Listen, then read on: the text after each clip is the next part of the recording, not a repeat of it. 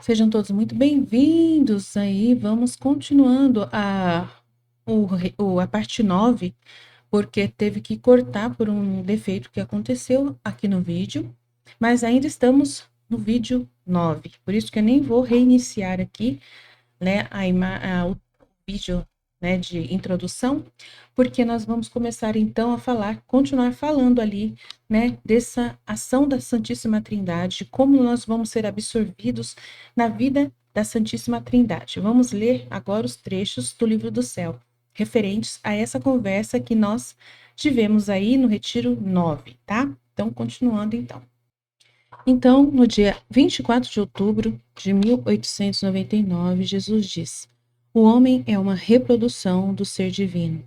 E como o nosso alimento é o amor, sempre recíproco, conforme e constante entre as três divinas pessoas, por isso o homem, tendo saído de nossas mãos e do amor puro e desinteressado, é como uma partícula de nosso alimento. Porém, esta partícula com o pecado se tornou amarga. Não só isso, mas a maior parte, separando-se de nós, tornou-se pasto das chamas infernais e alimento do ódio implacável dos demônios, nossos e seus capitais inimigos. Eis a causa principal de nosso descontentamento pela perda das almas, porque são nossas, são coisa que nos pertence. E também a causa que me impele a castigá-los é o grande amor que tenho por eles, para poder pôr a salvo as suas almas. Então, Jesus dizendo claramente que o homem é uma reprodução do ser divino. E o alimento de Deus é amor, sempre recíproco, né? Sempre conforme e constante esse amor entre as três divinas pessoas. E o homem, sendo essa reprodução, é como uma partícula do nosso alimento para amar, né? Para amar e ser amado, para dar e receber. Por isso é muito grandioso o processo de amor que Deus criou cada um de nós. E qual é o interesse desse amor retornar a Ele? E o próprio ser humano ser esse ato de vontade divina, que no céu vai ser destacado, né? Quando esse filho da divina vontade, formado como Deus deseja, chegar no céu. É muito grandioso esse trabalho de Deus que Ele está realizando e quer cada vez mais, né? Realizar em cada um de nós, que a gente possa verdadeiramente ser inundados aí dessas verdades e nos comprometer mais e mais com esse processo de amor que Deus quer realizar em todos nós, né? Muito obrigado, nós te agradecemos, Senhor, por isso tudo que estamos ouvindo e aprendendo. Vamos continuar lendo mais uns trechinhos aqui que fala sobre tudo isso. E é no trecho 26 de janeiro de 1902 em que vamos saber como Nossa Senhora está totalmente absorvida pela Santíssima Trindade. Então, esta manhã, enquanto me encontrava no meu estado habitual, via diante de mim uma luz interminável e compreendia que naquela luz residia a Santíssima Trindade. Junto a essa luz, eu via a Rainha Mamãe, que permanecia inteiramente absorvida pela Santíssima Trindade. E ela absorvia em si todas as três divinas pessoas, de modo que ficava enriquecida com as três prerrogativas da Sacrossanta Trindade: potência, sabedoria e caridade. E assim como Deus ama o gênero humano como parte de si mesmo, como uma partícula saída de si, e deseja ardentemente que essa parte retorne a ele, também a Rainha Mamãe, participando disso, ama o gênero humano com um amor visceral. Então é muito grande, hein? Muito grande, que é o processo todo em que a Santíssima Trindade absorve a criatura humana e faz dela uma só com ele. E essa criatura humana também, com Deus, ama demais o ser humano. Né? Muito grande todo esse processo. Vamos lá, Nossa Senhora é um ser criado que já alcançou o triunfo, né, de Deus nela, da Santíssima Trindade ser totalmente, né, refletida nela. Nós somos chamados a também seguirmos a mesma caminhada, para alcançarmos também essa absorção do ser divino em nós. Vamos seguir. Nós somos esses seres humanos, como Nossa Senhora, chamados a alcançar esse triunfo. E é o que nós estamos buscando. E no dia 6 de junho de 1904, Jesus diz: Nossa dileta filha, coragem, fidelidade e máxima atenção em seguir o que a divindade opera em ti. Pois tudo o que fazes não és tu quem faz, mas apenas você oferece a tua alma como morada à divindade para atuar em ti.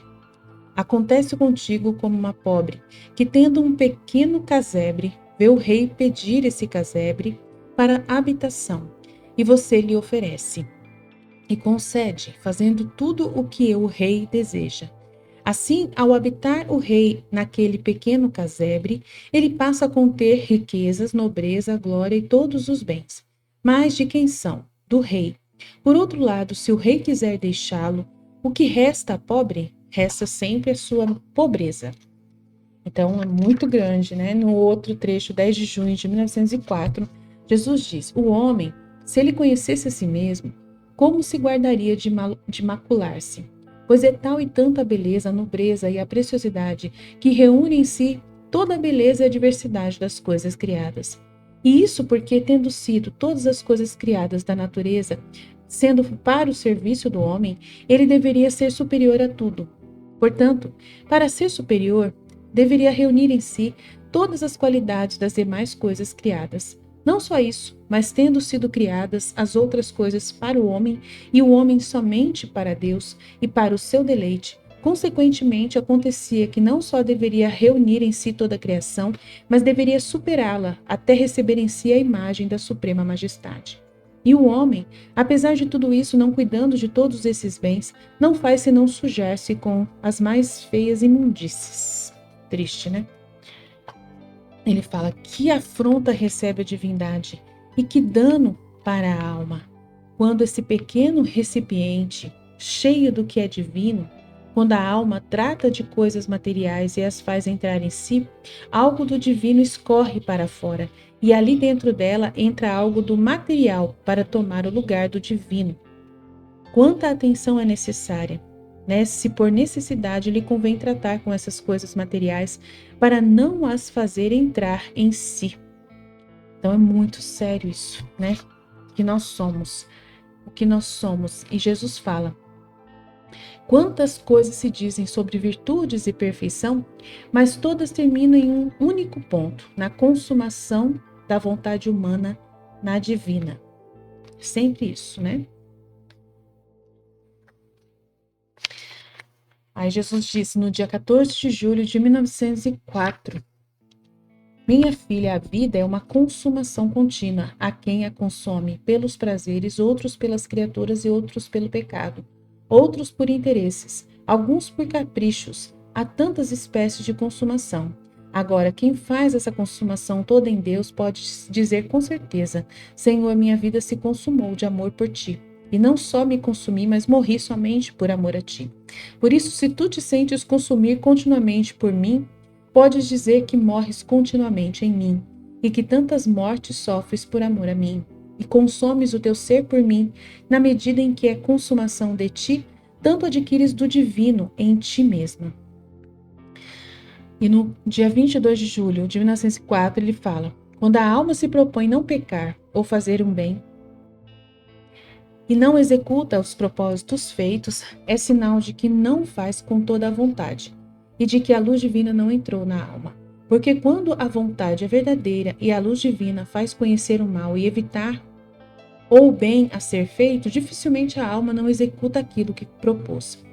E isso porque a luz divina, não vendo a estabilidade da vontade, não lhe administra a luz necessária para evitar um ou realizar o outro. Então essa é a prática, né, da divina vontade na pessoa. Se a pessoa tem a divina vontade nela, ela recebe a luz divina para conhecer o mal, né, a evitar, ou o bem que deve ser feito. Então, constantemente a alma já tem essa luz, né? Se essa luz da divina vontade habita nela, constantemente.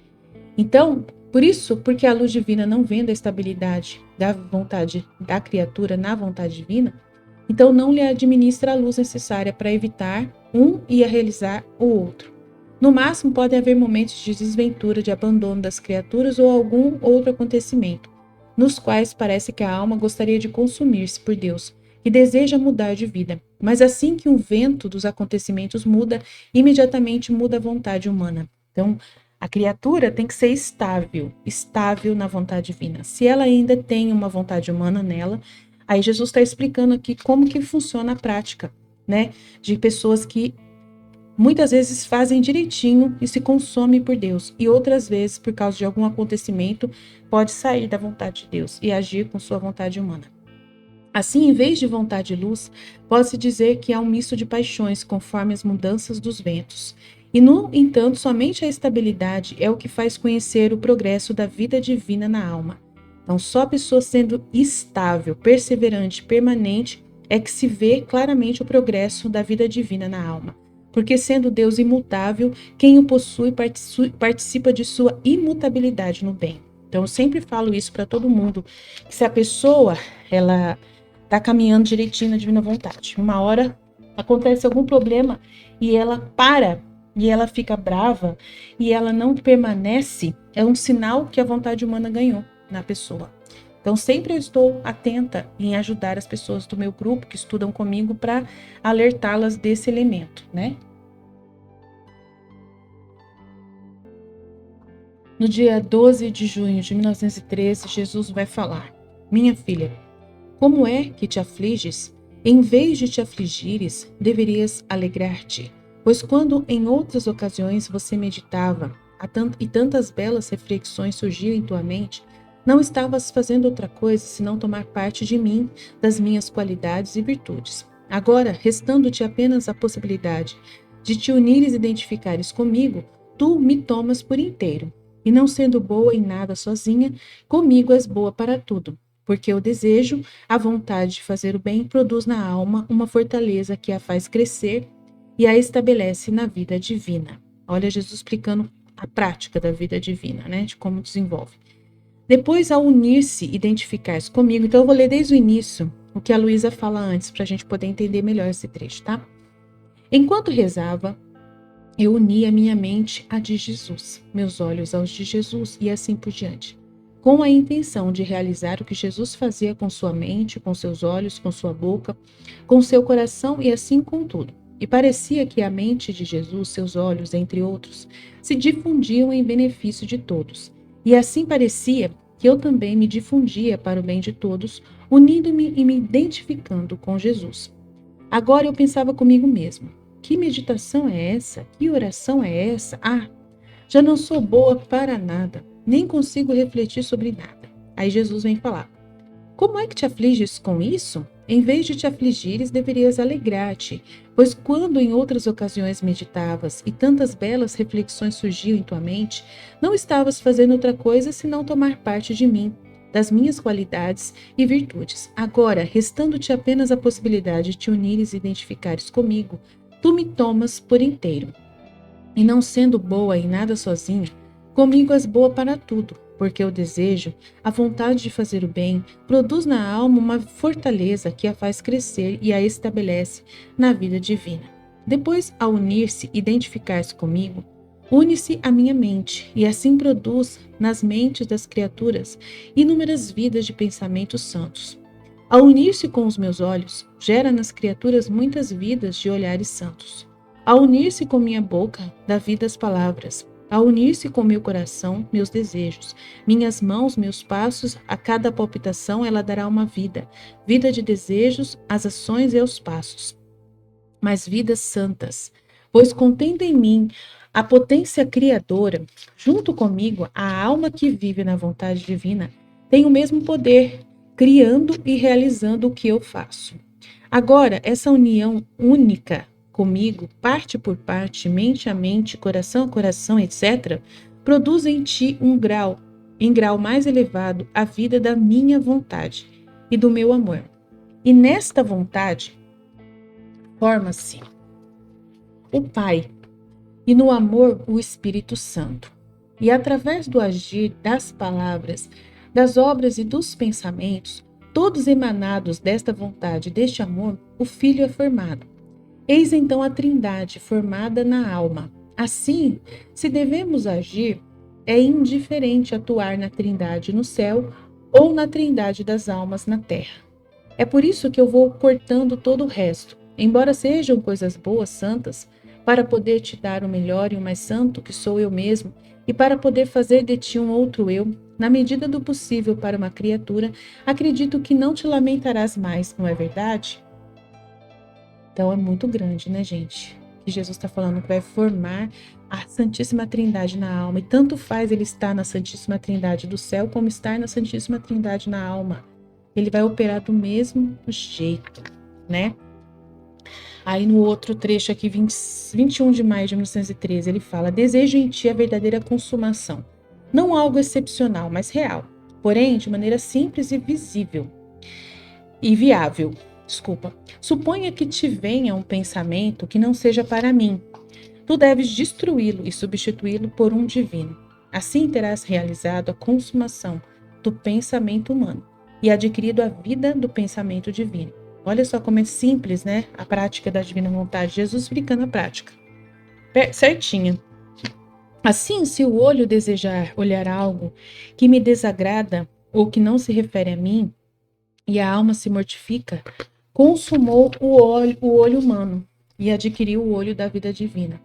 E assim o restante do teu ser. Oh, como eu sinto estas novas vidas divinas fluírem em mim e tomarem parte em todo o meu operar. Amo tanto estas vidas que por amor a elas cedo a tudo.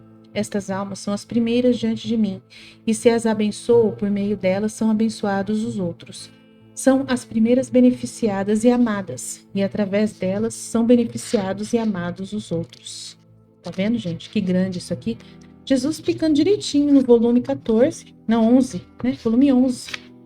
A prática, né? Ele fala que método prático e real para consumar o próprio ser humano no ser divino. Muitas vezes eu tô lendo, né, coisas ou vendo vídeos, ou até os filmes, né? Os filmes que eu assisto, séries que eu assisto, pesadelos que eu tenho, sonhos que eu tenho, tudo me traz pensamentos humanos, que eu reverto em pensamentos divinos. Aí como que faz isso, né? Então, suponha que você está assistindo um filme e venha ali um pensamento que não seja para Deus, né? Que seja para o mal, desejando o mal daquela pessoa e tal. Aí você vai destruir esse pensamento mal que veio e vai substituir por um pensamento divino, né? Através do conhecimento divino você consegue. Então, em tudo você vai ter realizado então a consumação do pensamento humano e adquirido a vida do pensamento divino. Então, se você desejar olhar para alguma coisa que te desagrada e que não se refere a ele, e não olha, você não vai olhar, aí você está também consumando o olho humano e adquirindo o olho da vida divina, né? Então, se você, de repente, alguma coisa está acontecendo que não é de Deus, aí você mortifica e não olha para aquilo. Eu faço muito isso com coisas de terror, com algumas coisas de violência, de terror, de demônio, eu não vejo, sabe? Não vai agregar em nada. Jesus fala que muitas vezes não agrega em nada. Então eu não vejo essas coisas, né? Pecado das pessoas também não vejo, para poder mortificar os meus olhos e ficar com os olhos, né, consumados no olho da vida divina. Então é muito importante praticar isso tudo, isso ser uma coisa constante, né? O próprio Deus agir em você, né? É uma coisa que a vida divina não é uma coisa que fica você controlando como regra. A vida divina é algo que tem que ser voluntário de Deus, que seja espontâneo. O próprio Deus já conseguir realizar em você, naturalmente. Aí quando você lê o livro do céu, você fala, eu vivo isso. Mas só que você não teve uma plena consciência que você estava fazendo isso. Você percebe que Deus fez através de você naturalmente, né? Naturalmente você está vivendo isso, fazendo isso. Não está fazendo do jeito errado, está fazendo certinho. Por quê?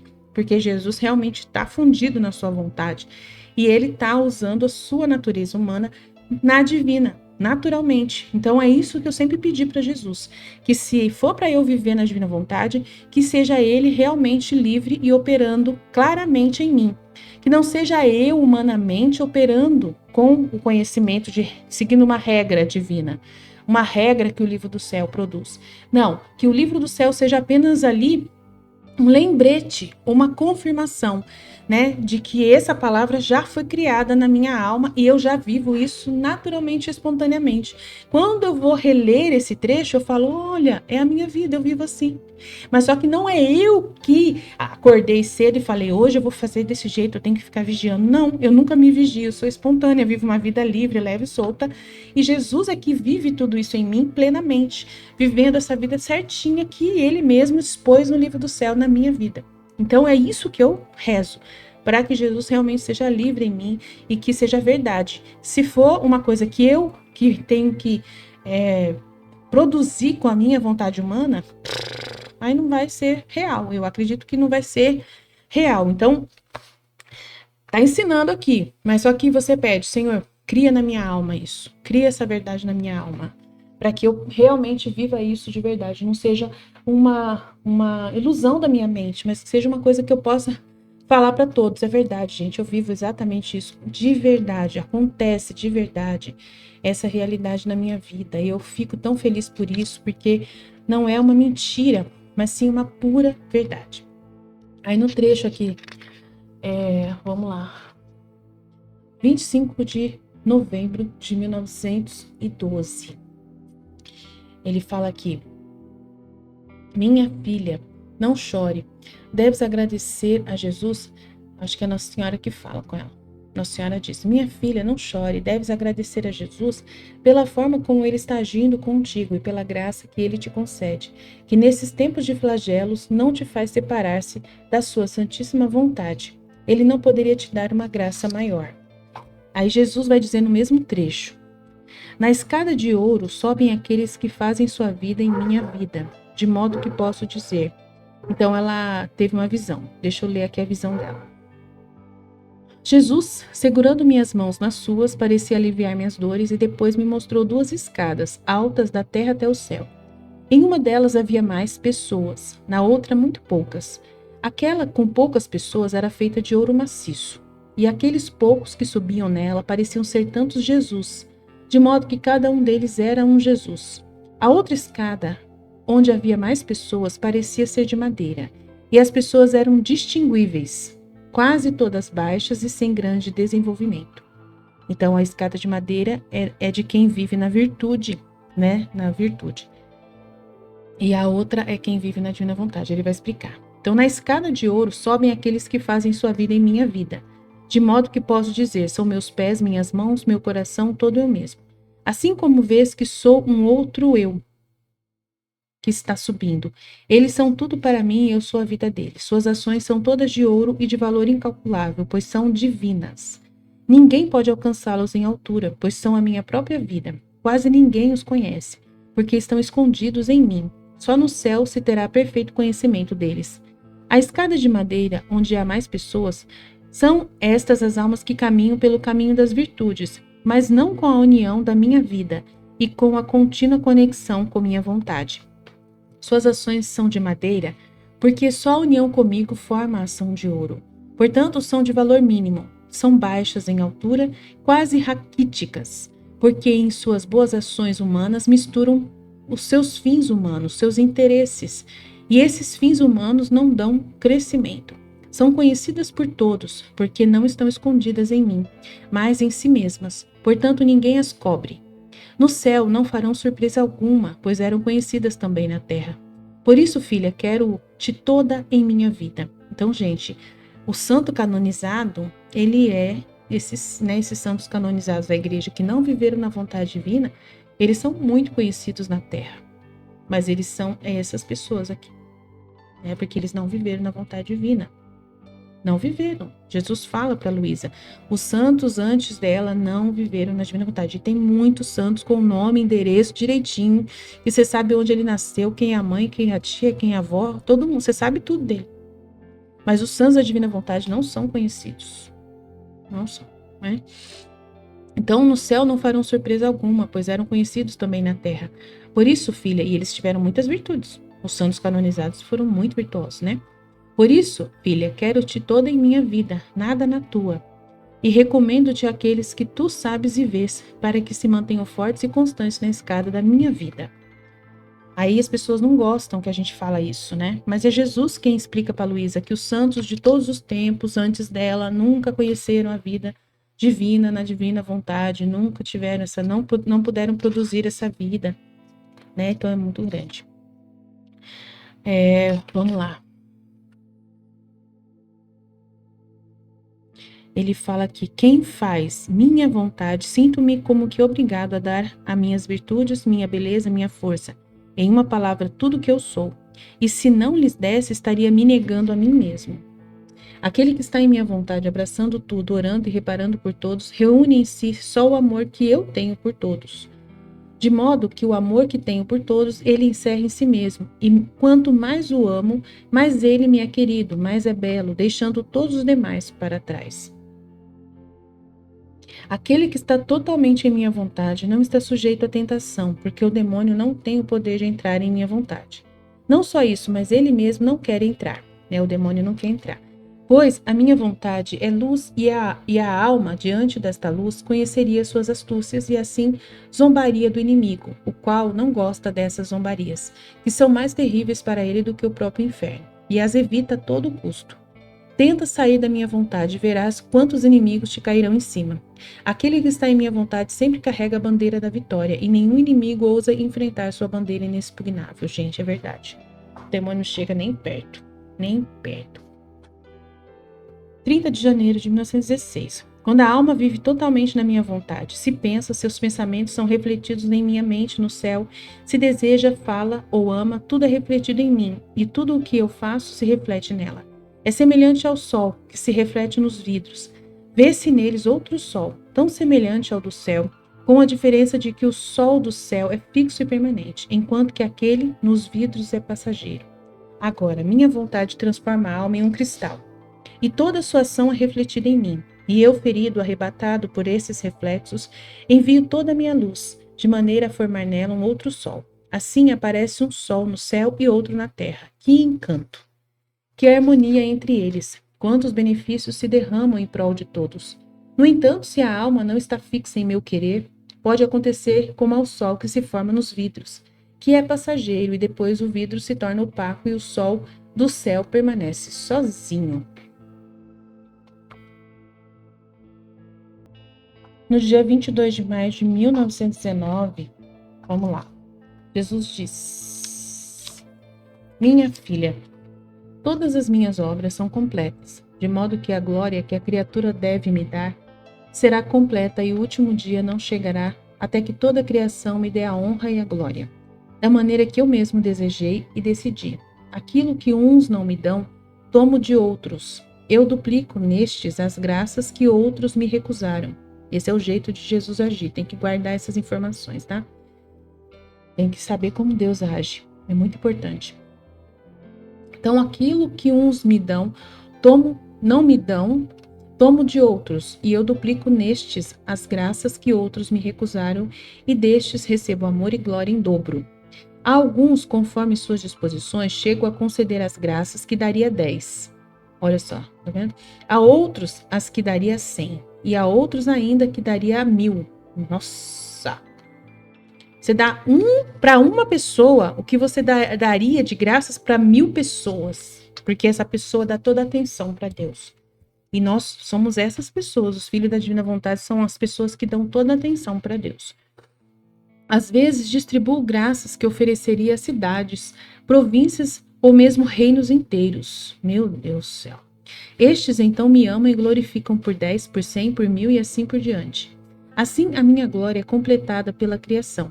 Quando vejo que a criatura não pode alcançar, apesar de sua boa vontade, eu a chamo para a minha divina vontade, onde ali encontra a virtude então de multiplicar um único ato por quantos quiser, oferecendo-me glória, honra e amor que outros não me proporcionam. Por isso estou preparando a era do viver em meu querer, que é a nossa era, na qual o que não fizeram as gerações passadas e que não farão, nesta era do meu querer, os bons completarão o amor, a glória e a honra por parte de toda a criação, dando-lhes graças surpreendentes e inauditas. É por isso que eu te chamo para a minha divina vontade e te sussurro ao ouvido: Jesus, deponho aos teus pés a adoração e a sujeição de toda a família humana. Deposito em teu coração o eu te amo de todos. Nos teus lábios imprimo meu beijo para selar o beijo de todas as gerações. Com meus braços te abraço para te abraçar com os braços de todos, para trazer-te a glória de todas as obras das criaturas. E eu sinto em ti a adoração, o eu te amo, o beijo, etc., de toda a família humana. E como não deveria dar a ti o beijo, os beijos, as graças que deveria dar aos outros? Então, eu não preciso ficar pegando o livro do céu e o livro de orações na Divina Vontade para fazer essas orações. Naturalmente, Jesus faz essas orações em mim. Eu estou diante de um jardim com flores lindas. Ali, já Jesus me move para falar: eu te amo, Jesus, nessas flores lindas, nesse jardim incrível, nessas árvores, em toda essa natureza. Eu estou andando perto do rio. Jesus, eu te amo nesse rio tão lindo, tão magnífico, com todos os bens que ele produz em direção a nós. Isso, né, em nome de todos e tal. É Jesus que reza em mim, me ensina a rezar automaticamente sozinha. Eu não preciso ficar andando com o livro do céu para todo lado para poder eu viver na divina vontade e fazer os atos, entendeu? É Jesus quem te move de dentro de você. Ele vive em você e ele te move na hora que ele quer e deseja. Então, agora saiba, minha filha, que o que a criatura faz na terra é o capital que se faz para o céu. Assim, se fez pouco, pouco terá. Se fez muito, terá muito. Se alguém me amou e glorificou por 10, terá 10 contentamentos a mais, proporcionais a essa glória, e será amado por mim 10 vezes mais. Se outro fez por 100 ou por 1000, terá contentamentos, amor e glória por 100 e por 1000. Assim darei à criação o que decidi dar, e a criação me dará o que eu devo receber dela, e minha glória será completada em tudo. Tá vendo? Deus age desse jeito, ele é muito ordenado, perfeito, né? Ele fala aqui: filha do meu amor, ainda não te convenceste de que vejo o mundo através de ti. E como habito em ti, és compelida a sentir o que o mundo me envia: dureza, trevas, pecado, fúria da minha justiça, etc. Portanto, em vez de lamentares minha ausência, deves pensar em me defender dos males que as criaturas me enviam e em aplacar a fúria da minha justiça. Assim permanecerei defendido em ti e as criaturas serão menos golpeadas.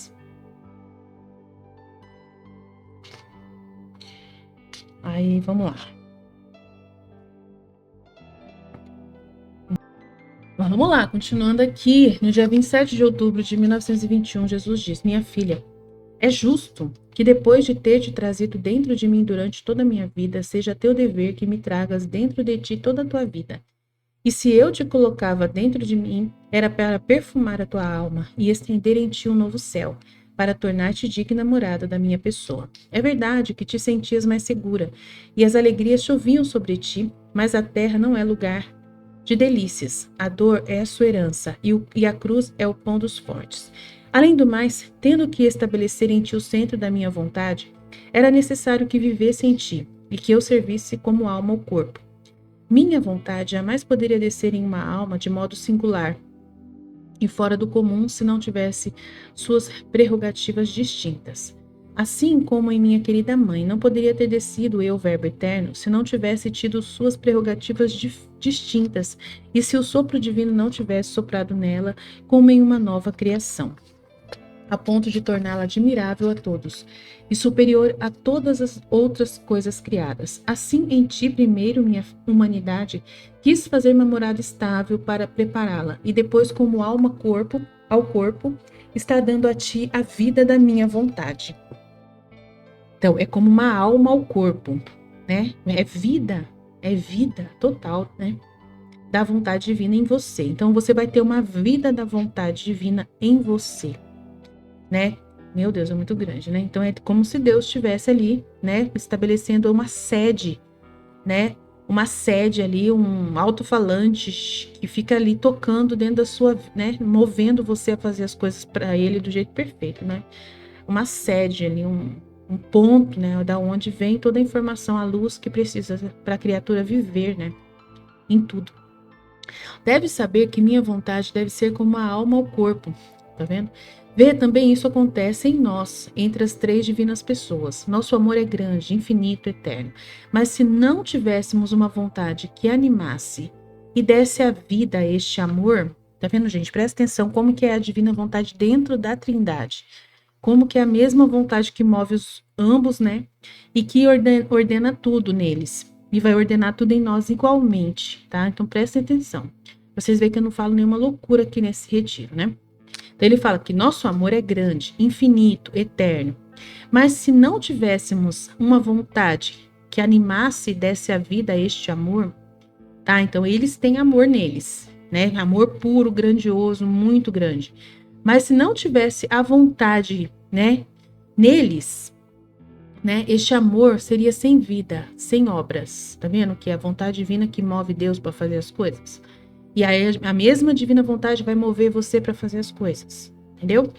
Então nossa sabedoria faz o incrível. Nossa potência pode esmagar tudo em um minuto e em outro minuto pode refazer tudo. Mas se não tivéssemos uma vontade, né, que vai fazer tudo, né, que vai manifestar a maestria da sabedoria, como a manifestou na criação, na qual tudo ordenou e harmonizou. Então, Deus, ele tem poder, poder, poder, poder, tem sabedoria, sabedoria, sabedoria, amor, amor, amor, mas precisa ter a vontade reinando nele, igual vai reinar em nós, né? Precisa ter a vontade para poder ordenar tudo que ele faz. Nós, tendo a mesma vontade dele, ordena tudo que a gente faz. Então, nós e Deus somos iguais, com a mesma divina vontade, né? Entendeu? Porque a divina vontade, ela meu Deus. Ai, meu pai, como é difícil explicar o que é a divina vontade, gente. Meu Deus. É a vontade do próprio Deus que move ele, né? Então, assim, imagina assim que Deus depositou dentro da vontade dele tudo que ele é, todo o poder, amor, tudo que ele tem. E ele pôs dentro da vontade dele para ela ordenar tudo e realizar tudo. E aí nós temos essa mesma vontade que move Deus em nós. É a mesmíssima vontade está reinando em nós. Então, essa vontade vai pegar as coisas de Deus e vai colocar em nós. Entendeu? Entendeu? Vai colocar Deus dentro de nós. E a gente vai agir como Deus. Porque é a vontade de Deus, né, agindo em nós, através dos nossos atos. E aí nossos atos vão ser os mesmos, exatos atos ordenados pela divina vontade, igual ordenados de Deus. Então Deus, ele, através da sua vontade, ele tem condições de colocar todo o ser dele dentro da criatura. E a criatura agir com o poder do próprio Deus em tudo. É muito grande que tem que entender sobre a divina vontade. Então, deve saber que minha vontade deve ser como a alma ao corpo. Vê também isso acontece em nós, tá? A mesma coisa acontece neles, eles também. As três divinas pessoas, a vontade, né, divina é como alma ao corpo das três divinas pessoas também, tá? Nosso amor é grande, infinito, eterno, mas se não tivéssemos uma vontade que animasse e desse a vida a este amor, nosso amor seria sem vida, sem obras. Nossa sabedoria faz o incrível, nossa potência pode esmagar tudo em um minuto e em outro minuto pode refazer tudo. Mas se não tivéssemos, então, uma vontade, né, uma ordenadora, né, uma força ordenadora, que quisesse manifestar a maestria de nossa sabedoria, como a manifestou na criação, na qual tudo ordenou e harmonizou, e que com sua potência, né, que a divina vontade tem um poder de organizar tudo, a fixou de modo a não poder mover-se um tantinho. Uma e outra teriam ficado sem fazer nada, né? A criação teria ficado sem fazer nada. Então, assim, quero que a minha vontade seja como para ti, né? Como alma ao corpo. O corpo sem alma está sem vida, apesar de conter todos os sentidos, mas não vê, não fala, não sente, não opera. É quase uma coisa inútil e talvez até insuportável. Mas se é animado, quantas coisas não pode fazer? E ó, quantos se tornam inúteis e insuportáveis porque não são animados pela minha vontade? Tá vendo? Só a vontade divina pode animar e dar vida a um ser humano e fazer o ser humano fazer coisas úteis, né? Úteis. Senão vai ser inúteis, né? Parecem como essas instalações elétricas sem luz, como essas máquinas sem movimento, cobertas de verrugem e poeira e quase impotentes ao movimento. Ai, como dão pena. Então, se Deus, com todo o poder que ele tem, ele não tivesse a vontade divina operante nele, ficaria também como uma máquina sem movimento. Ele também seria um corpo sem ação. Entendeu? Mesma coisa, mesma coisa. A mesma vontade que move e organiza tudo nele é a mesma vontade que vai mover e organizar tudo em nós. Então é muito grande. Então, portanto, tudo que não é animado pela minha vontade é uma vida de santidade que vem a faltar. Tá vendo? É a vontade divina que move, que cria a santidade. Que a santidade é toda uma ordem, toda uma harmonia, toda uma perfeição, né? Que é feito as coisas perfeitas. Então, é a divina vontade que faz a perfeição de Deus e vai fazer a perfeição da criatura humana, que viver nela, né? Por isso, quero estar em ti como alma, corpo, e minha vontade fará novas surpresas na criação, dará nova vida ao meu amor, novas obras, maestria à minha sabedoria, novo movimento. Tá vendo? A vontade divina pode criar, fazer, realizar coisas o tempo todo, entendeu? E aí, através do ser humano, também faz isso.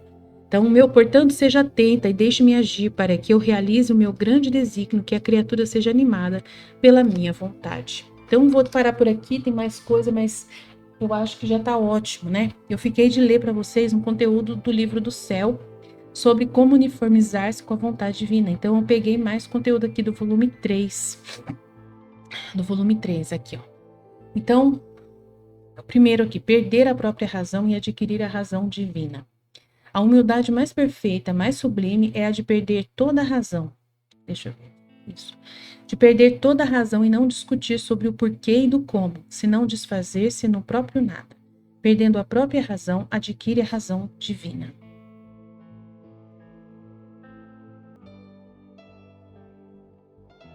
Reconhecer-se somente em Jesus, não em si mesmo. O que eu quero de ti é que não te reconheças mais em ti mesma, senão que te reconheças somente em mim. Quando houver feito isso, não pensarás com tua mente, senão com a minha. Não olharás mais com os teus olhos, senão com todo o meu. Tá vendo, gente? Viver não só para Deus, mas em Deus. A alma verdadeiramente minha não só deve viver para Deus, senão em Deus. Viver em mim é a verdadeira virtude. E tem a virtude de dar à alma a mesma forma da divina pessoa. A primeira coisa para fazer que uma pessoa possa entrar e habitar em outra é deixar tudo o que é seu, deixar as próprias paixões, quem estiver despojado de tudo. Tem que ser totalmente despojado de tudo. Aderir à obediência para estabelecer a paz com Deus. Somente a obediência tem este ofício. Ela sozinha decide as coisas relacionadas entre a alma e Deus. A obediência põe a paz entre Deus e a alma. Aceitar a cruz como alimento da humildade. Somente a cruz é o alimento da humildade. Tudo o que queres, nessa humildade é o nada, né? Que a gente pode considerar também. Tudo o que tu queres e desejas, deve querer e desejar porque eu quero. Então, você só pode desejar aquilo que é de Deus, aquilo que Ele quer. Não. Isto é, retira de dentro de mim e faz o teu. Então, se você vai fazer qualquer coisa, é o que Deus quer que você faça. Isso é muito grande, né? Tem que aprender. Permanecer no próprio nada para que Deus opere. Deus obra somente sobre o nada. Isso eu entendo, mas explicar isso eu explico na Escola da Divina Vontade. Várias vezes já fiz isso, mas assim, rapidamente não é fácil. Né? Essa realidade sobre o nada. Então, a pessoa tem que ser invisível, transparente. Só tem que ter Deus. Eu entendo plenamente isso. Por exemplo, eu estou numa situação, vamos dizer, eu sou mãe e eu vou lembrar do exemplo da Ruth, é mais fácil, porque a gente conversa tanto, né, eu e ela, mas é assim como eu vejo ela, que ela pode ser invisível. Então, eu falei para ela, assim, olha, você está tendo que dar de comer para sua filha e está tendo dificuldade para alimentar a sua filha. Sua filha está com 10 meses, 11 meses e está tendo dificuldade. Tem criança até com 3 anos, 2 anos que não come nada, né? Porque é mais difícil para comer. E aí você vai lá e conversa com Jesus. Senhor, eu preciso alimentar minha filha. Então seja o Senhor alimentando a minha filha. Me dê a luz de como alimentar a minha filha. Aí você vai, mexe lá, né, e desenvolve alguma fórmula que você aprendeu junto com Jesus. É Ele em você alimentando a sua filha. Não é mais você, porque você decidiu que Ele tome a frente, que Ele vive em você e que tudo que você faça não é mais você, mas é Ele que faz. E assim você vai agir para fazer um bem para sua filha, mas você não pode se ver. Como que você vai provar isso? Qual o sinal de que você realmente não se vê? Aí eu tava dando a dica para ela, né? Eu falei para ela: "Ah, que legal, você desenvolveu um jeito para sua filha comer, que bênção". E ela conseguiu lá fazer a menina comer bastante. Aí eu falei para ela assim: "Agora, Jesus está te pedindo para você não contar isso para ninguém, assim da sua família. Não conta pro seu marido, porque quem tá dando a comida para sua filha é Deus, não é você. Some. Então não conta nada pro seu esposo. Por quê? Esposo, família, sogra, sogro, mãe, tia, irmã, não conta nada para as pessoas próximas de você, que são as pessoas que te conhecem e que podem te dar um elogio em torno disso, que podem te valorizar mais por causa disso. E você ser vista pelo seu marido como uma boa mãe, e elogiar você como uma boa mãe. Então ele vai ver você e você vai ser alguma coisa. Mas se você não conta, quem que vai acontecer? Quando for no médico e a médica pesar a menina e elogiar o desenvolvimento nutricional da menina, ela vai estar elogiando Deus e não a Ruth. Se a Ruth ficar no silêncio como mãe, sendo nada, e Deus que operou nela e fez tudo nela, ela não vai receber elogio nenhum. Vai ser Deus que vai receber e ela que vai dar a glória para Deus, porque Deus vai receber tudo como elogio para ele. Não, e ela vai falar: "Ah, mas é normal". Ela, né? Eu não fiz nada, né? Aí a médica pode perguntar: "O que que você fez?". Nada, nada demais, só dei a comida para ela, né? Não precisa contar. Tem que ser um nada. Eu não fiz nada demais, né? Nada que é mais que a minha obrigação, né? Mas quem fez a glória acontecer foi a. Então ficou um segredo entre a Ruth e Deus. Só existe Deus e a alma, entendeu? Não tem que existir os seres humanos no meio. Então, para ela não querer receber elogio de ninguém, entendeu? Se você receber alguma atenção dos outros, porque você disse para os outros que você fez, ah, eu fiz isso, deu certo, a menina comeu tão bem, eu sou uma mãe tão maravilhosa, tal, aí você existe. E você não vai ser o nada que Deus quer. Então, para permanecer no nada, você tem que ser invisível e transparente. Totalmente. Ninguém pode ver você, só vê Deus através de você, tá bom? Você tem que transparecer a ação divina, entendeu? Então não pode. Ninguém vai dar o endereço. Ah, aqui na Ruth tem Deus. Ninguém vai falar nada. Ninguém nem vai ver. Mas Deus vai ver. É isso que importa, entendeu? É esse que é o nada verdadeiro. Então Deus só obra no nada. Ele só faz as obras dele na pessoa que é assim, invisível, tá? A mão divina vai obrar aí, só onde está essa pessoa que é o nada. Jamais mistura suas obras com as materiais. Então, uma pessoa que tem interesse, Deus não vai iluminar ela. Deus não vai ajudar ela em nada. Vai dar tudo errado, vai dar. Entendeu? Se ela trabalhar, vai ser com muito esforço dela para ela poder dizer que foi ela mesma. Porque Deus retira, ele não ajuda, ele não dá graça para essa pessoa. Ele opera na pessoa que é o nada. Entendeu? Manter-se no interior em calma unida a Deus. Esteja sempre em ti mesma, estará sempre em calma. Né? Nas almas interiores não podem estar perturbação. Então a pessoa que está sempre com Deus, ela sabe que Deus está no comando de tudo, que está tudo ordenado conforme Deus pensa. Então para que ela vai ficar preocupada? Não tem que ficar nervosa com nada, né? A vida é toda de Deus, né? Então vamos lá. Deixa eu ver mais coisa aqui.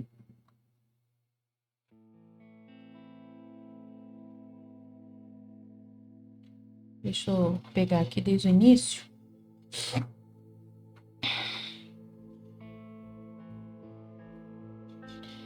Aceitar e amar o sofrimento como meio de união com a vontade divina. Jesus pede que a alma esteja disposta a sofrer por amor a Ele, como Ele sofreu por amor à humanidade. O sofrimento, quando aceito com amor, purifica, fortalece e une a alma à vontade de Deus. Aí Jesus diz: tu queres ser vítima e assim ser como um suporte para sustentar esta coluna em tempos rebeldes? Agir sempre com a intenção pura de agradar somente a Jesus. Toda ação, mesmo a mais simples, deve ser feita com o único fim de agradar a Deus. Ações feitas com essa intenção resplandecem diante dele e têm o mesmo valor como se fossem feitas por ele mesmo. Tudo o que se faz com a única finalidade de me agradar resplandece ante a mim de uma maneira tal que atrai meus olhares divinos. Obedecer incondicionalmente ao confessor como expressão da vontade divina. A obediência ao confessor é uma forma de unir-se à obediência de Jesus na cruz. Mesmo quando a alma deseja algo, como o sofrimento, deve submeter-se pela obediência. Rende-te a essa virtude tão predileta por mim, que uniu toda a tua vida e que formou o último elo, unindo tudo num só, o sacrifício da cruz. Manter uma atitude contínua de sacrifício. Jesus deseja que a alma tenha o coração sempre oferecido em sacrifício por 3 fins: glorificar ao Pai, converter os pecadores e ajudar as almas que o acompanham em suas dores.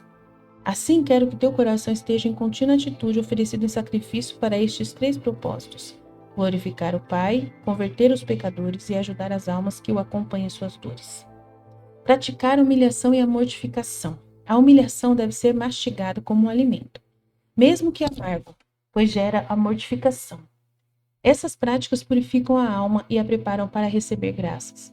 A humilhação não só deve ser aceita, como também amá-la. Faz nascer a mortificação. Interessante, né? Praticar a humilhação, mastigar a humilhação. Não é fácil não, né? Você é humilhada. Imagina lá que seu marido, né, fala que você é uma péssima pessoa em algum momento. Você, né, ele foi no médico lá e a médica chamou atenção porque a criança está, né, com problemas, né? A criança não está andando, a criança está muito magra, desnutrida. E aí ela reclama, aí tudo bem. Aí o pai e a mãe ouvem. Quando chega em casa ou no carro, o marido humilha a esposa. Mas você que cuida da menina, então você é uma péssima mãe, você não tá sabendo de jeito nenhum, você só pensa em você, deve estar no celular o dia inteiro, você não sei o que lá, não sei o que lá. Aí humilha, aí você vai ter que mastigar tudo que ele fala, tudo que ele fala. E aí, né, você vai tentar entender, meu Deus, o que significa isso? Me ajuda a entender o que aconteceu, Senhor, né, com essa humilhação, qual é o propósito disso? O que aconteceu? O que eu fiz de errado? Não sei, né? Na hora você vai pensar que você fez alguma coisa errada, né? E aí, mesmo que seja amargo, pois gera mortificação. E aí você vai mudar de atitude, né? Você vai mudar as suas atitudes, vai fazer muito bem para a alma. Mas é assim, não tô falando de uma pessoa que vive na divina vontade, que faz tudo certinho, que é a vontade de Deus. Né? Tô falando de uma pessoa que aconteceu de ser humilhada e precisa passar por uma purificação e fez realmente muitas coisas erradas. E na hora que vai ouvir essa humilhação, né, vai perceber realmente, eu acho que eu deixei, né, não dei atenção como deveria e tal, e aí vai mortificar. Eu acredito que é isso que é, nesse caso, para uma pessoa que não está ainda na divina vontade, agindo em tudo na vontade divina, né, ouvindo a luz de Deus em tudo, obedecendo, tudo bonitinho, né. Agora, na divina vontade, pode ser que seja exagero, às vezes, né? Quando a pessoa está na divina vontade, às vezes não está tão grave a situação. Todo mundo está falando, nossa, a filha está tão bonita, tão grande, nossa, o bebê está tão maravilhoso. Mas os médicos vê lá o resultado, vê o que não está ruim. Mas um pouquinho só que ainda está ruim, eles já fazem um escarcéu. E às vezes não é a vontade de Deus que a perfeição seja alcançada, né? Então aí não pode se ver como humilhação, né? Não precisa ficar preocupado com isso não. Pode se ver como um exagero das pessoas mesmo, né? E só, né, aceitar que não existe perfeição, porque Jesus mantém isso mesmo na divina vontade, a pessoa sempre no nada. E aí é só para você se ver como nada, né? Não receber o elogio para permanecer no nada ali, né? E ficar na sua, né? Cultivar a paz interior como sinal de união com Deus. A alma deve manter-se em paz, sem perturbação, mesmo na ausência sensível de Jesus. A paz é como um perfume que atrai a presença de Deus. Paz, paz, não queira perturbar-te. Assim como uma flor odoríssima perfuma o lugar onde se põe, assim a paz enche de Deus a alma que a possui. Então, seja sempre cheio de paz, porque confie em Deus, né? Confie em Deus, viva com Deus constantemente, sendo orientada por Deus, fazendo tudo em Deus, e Deus vai estar no comando, confirmando tudo, e a paz vai se instalar permanentemente, né? Então, buscar o conhecimento de si e a humildade. Quanto mais a alma se conhece e humilha, mais se aproxima da verdade e das virtudes. Jesus retoca e transforma a alma que trabalha continuamente para se aperfeiçoar. Por quanto mais uma alma se humilha e se conhece a si mesmo, tanto mais se acerca da verdade. Amar a cruz como meio de união transformante. A cruz é apresentada como luz, fogo, moeda celestial, lenho que sustenta a caridade e meio de união íntima com Jesus.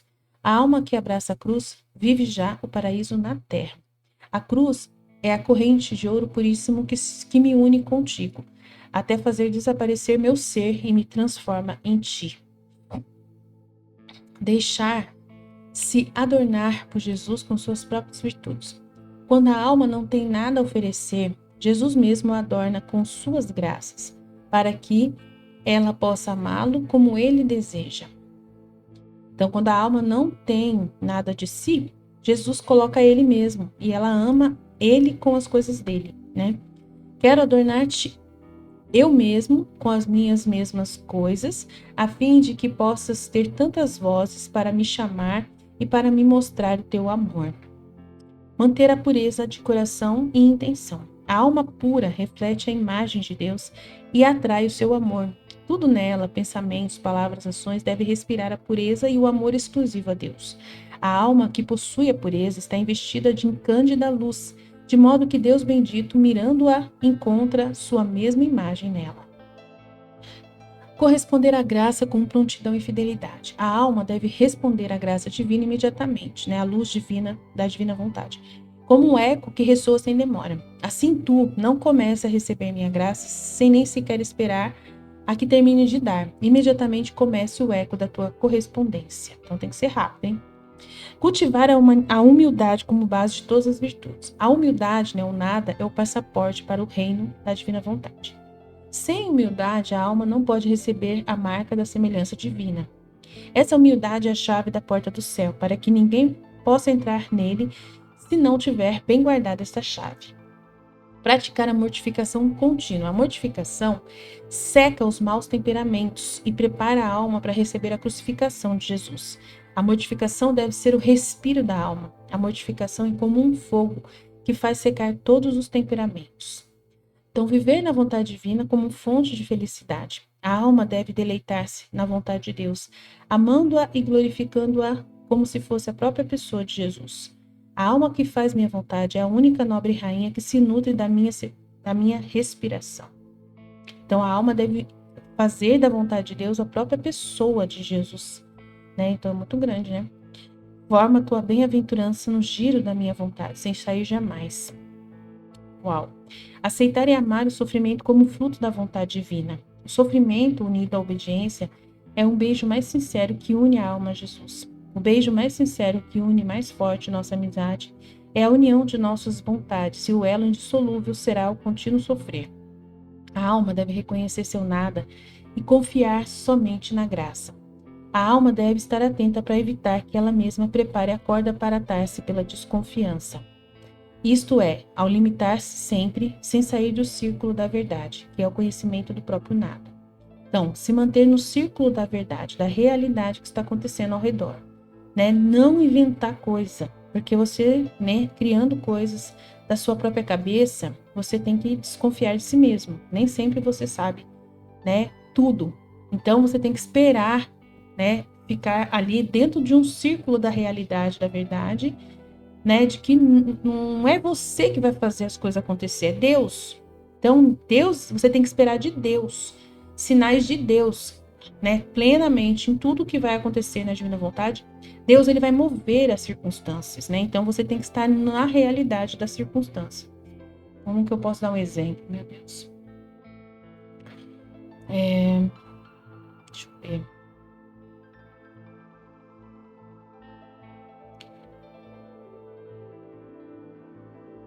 Esses dias eu falei para Ruth também, né? Porque a gente vive conversando bastante coisa, então tem bastante exemplo nela. Conversei com ela sobre o médico, né? Sobre essa realidade da criança precisar fazer fisioterapia, né? Aí o marido dela ficou bravo porque perdeu uma consulta, mas ele que esqueceu e ela também não estava mais atenta nisso, né? Porque ela estava percebendo que como mudou de médico, mudou de pediatra, precisava ter orientação da nova pediatra, que não tinha falado nada sobre isso, e ela já estava fazendo fisioterapia, e a fisioterapeuta estava enchendo muito a cabeça da Ruth, fazendo exercícios muito pesados na menina, e falando muito sobre o problema da simetria da cabeça da menina, e assim, vários sinais estavam sendo dados de que a menina não era grave, que seria estético, só o problema estético, né? Mas a mulher fisioterapeuta falou, não, né? É muito grave, que não sei o que lá e tal. Então, estava deixando a Ruth um pouco nervosa. Aí, por causa disso, acabaram perdendo, por vontade de Deus, foi Deus que permitiu que perdesse a guia dessa fisioterapeuta.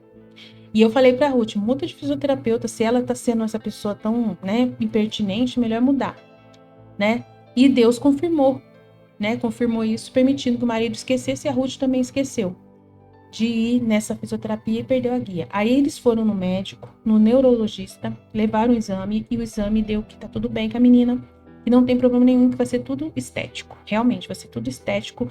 A realidade né, de fazer os exercícios para melhorar a simetria da cabecinha da menina. Aí, a Ruth queria falar pro marido que não precisava mais de fisioterapia. Ah, não precisa não, que não sei o que lá. Eu falei pra Ruth, não faça isso, né? Espera, você tem que ser um nada, você não pode confiar em você mesma. A gente tem sempre que desconfiar, então deixa que o médico fale se a menina precisa de fisioterapia ou não. E daí, se o seu marido acha que ela precisa, então fica quieta, não fala nada. Você não existe, então você tem que ficar no círculo da verdade. É o que o marido, né, disse e o que o médico disse. E o médico neurologista disse que a menina precisa sim de fisioterapia, né? Então deu outra guia de fisioterapia. E aí vão marcar com outra fisioterapeuta. E aí vai ter uma outra experiência com uma nova fisioterapeuta, né? E vamos ver Jesus que está no comando, né? Então, o que eu falei para Ruth? Fica no círculo da verdade. Qual é o círculo da verdade? O que o profissional fala. Não põe do seu, né? Não põe da sua vontade ali. Ah, não quero mais levar a menina na fisioterapia, eu acho que é besteira. A menina tem o tempo dela, cada criança tem o tempo dela para poder, né, engatinhar, para poder fazer isso. Mas aí o médico falou que a menina precisa, então seja feita a vontade de Deus, entendeu? O círculo da verdade é ela, a mãe, não se posicionar. Então, que é filha da divina vontade. A Ruth, que é filha da divina vontade, não se posicionar, né? Deve estar atenta a evitar que ela mesma prepare a corda para se atar pela desconfiança. E isto a fará ao limitar-se sempre, ficar sempre limitada no nada, sem sair do círculo da verdade, que é o conhecimento do próprio nada, dizendo para si mesma, eu sou um nada, eu não sei de nada, quem sabe é o médico. Então fica no círculo da verdade, que Deus que vai acabar coordenando todas as coisas, né? Então eu sempre ensino as pessoas e sou orientada por Deus nesse momento para ajudar as pessoas, né? A não sair da vontade de Deus. Unir a própria vontade de Jesus. A união das vontades é o que ata Jesus à alma e o faz repousar nele. A alma, moldada ao meu querer, sabe se infiltrar tanto em minha potência que chega a atar-me todo e ao seu gosto me desarma como quer, né? A desconfiança paralisa a alma e coloca as virtudes em perigo. A desconfiança, né, que é você não confiar em Deus, a falta de confiança em Deus deixa a alma moribunda. O desânimo é um fluido infeccioso que infecta as mais belas flores. É a pessoa que não tem muita confiança em Deus. A desconfiança é a falta de confiança em Deus. Tem uma desconfiança que é não confiar em Deus, né? E tem a desconfiança em si mesmo, que é o nada que você tem que continuar sendo. Então tem que saber separar as duas realidades. Respirar a mortificação como ar espiritual. Assim como o corpo precisa respirar, a alma precisa da mortificação para purificar sentidos e harmonizar sua vida interior. Se respirar o ar da mortificação, tudo nela estará purificado. O que é a mortificação? É quando Deus precisa, né, fazer com que a pessoa saiba que ela é um nada, né? Que ela fez alguma coisa errada, que alguma coisa que ela tomou de decisão não ficou bom. E aí a alma, ai meu Deus, o que eu fiz de errado? O que eu posso esperar de mim? Sempre o errado, né? E tal. E sempre ter essa realidade de ficar no nada, né? Mortificar-se para voltar para o nada, entendeu? E morrer para o humano, né? Frear o humano, frear os próprios pensamentos de interesses próprios, que na natureza humana sempre vai estar presente e você tem que renunciar. Então, a mortificação é esse processo de purificação. Perseverar na obediência como uma cera macia. A obediência deve tornar a alma maleável como cera, para que o confessor lhe dê a forma que deseja. A obediência deve fazer a alma como uma cera macia, de modo que o confessor possa dar-lhe a forma que deseja. Então, repetindo aqui.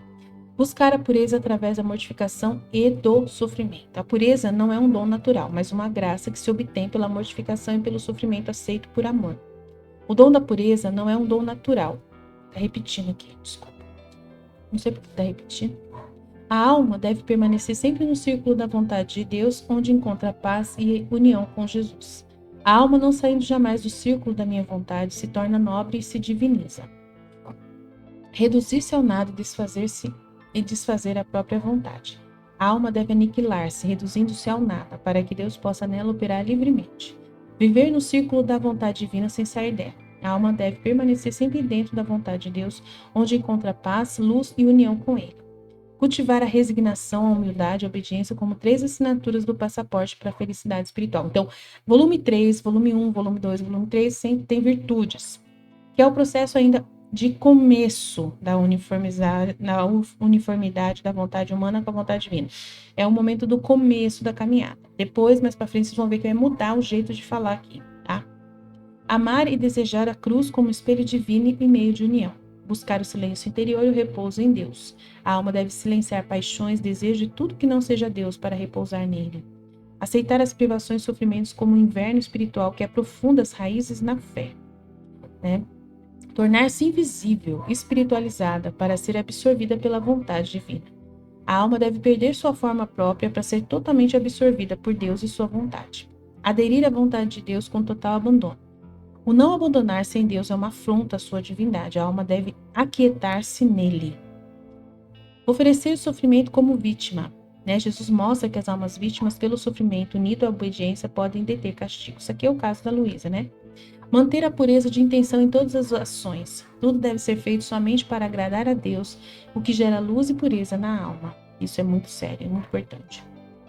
Os desejos humildes são como asas que atraem Jesus à alma. O estado mais sublime é a unificação da vontade da alma com a de Deus, tornando-se um só querer. Então, muito importante. Então, esses são os conhecimentos sobre uniformizar a vontade humana com a vontade divina no volume 3. Então, tem muita virtude ainda, porque é um processo que está sendo de purificação até a pessoa chegar mesmo ao dom da divina vontade, que vai ser no volume 11 para frente. Mas a gente já tem que saber como funciona já os pedidos de Jesus, que vai preparando a pessoa para realmente ser aquilo. E essas coisas a gente tem que perceber em nós sempre. Essas realidades de morte para si mesmo, né? O aniquilar-se, o nada, essas coisas já tem que estar sempre permanente, né? Sendo observado em nós. Amém?